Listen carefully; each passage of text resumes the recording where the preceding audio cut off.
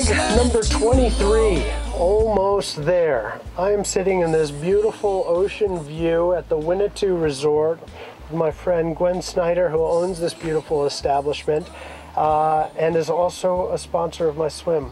Thank you for having faith in me. Did you ever think I'd make it to your beach? I had no doubt. Oh, that's the right answer. No doubt. I believed you when you said you were going to do it. I didn't totally understand how you were going to do it, but here you are. Well, that makes two of us. Yeah. There you go. You have a connection to dyslexia. Can you tell us a little bit about your family connection to it and why you have chosen to not only be a wonderful entrepreneur, but also in service to the Carroll School?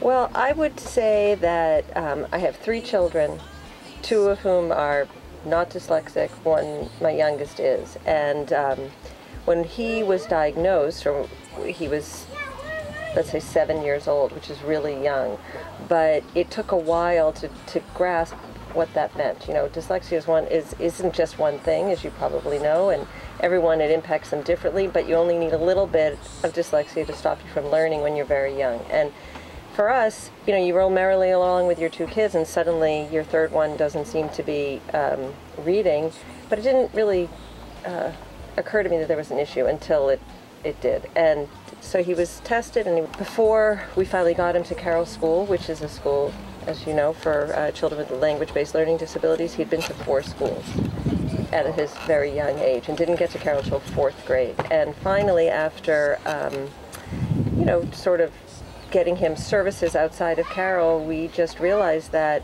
you know, you can spend your time trying to fix his services outside of a Carroll environment, or you can just go for the intravenous method of learning the strategies and unlocking his potential. And I would say that one really poignant moment for Matthew was when we drove onto the campus of Carroll School and there were kids playing everywhere.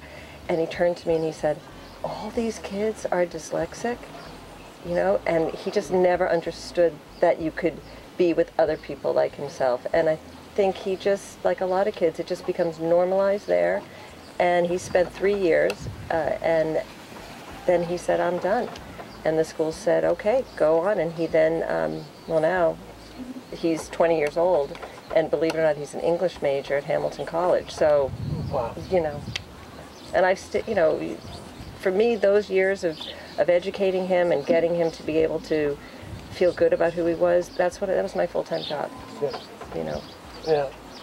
And that's, I mean, that's such that's a very poignant image of recognizing that you are a member of a clan when you felt clanless all those years. And those 4 schools in a handful of years must have taken an emotional toll.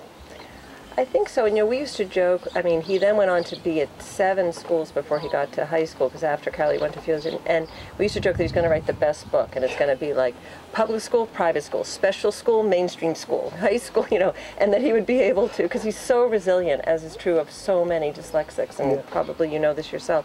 I mean, we really dealt with his shifts as just what he was doing. It was never, we tried to really minimize the drama around it, because I had faith that we could get him what he needed, and he's so funny, you know. There are so many other strengths around what he does that we just didn't give in to the I don't know, the difficulty, which was really hard. There were moments that have been really hard for him. I remember thinking, oh my God, this kid will never read, never. And I know a lot of parents feel that way when they hear about my son, who's a English major at Hamilton, and I remember him in 4th grade. He literally could not read 1 word. So that's not young 4th grade, you know, that's a 10, 11, and I would say, okay, fine, Carol said, no, we're going to teach him to read. So he could sound out a word. I'm like, great, so he can read a word. What about a sentence? So everything is a hurdle. Okay, so now he can read a sentence. Can he read a book? Does he understand what he's reading? But eventually, you know, it all seems to recede. It's kind of amazing when I think about where he is now.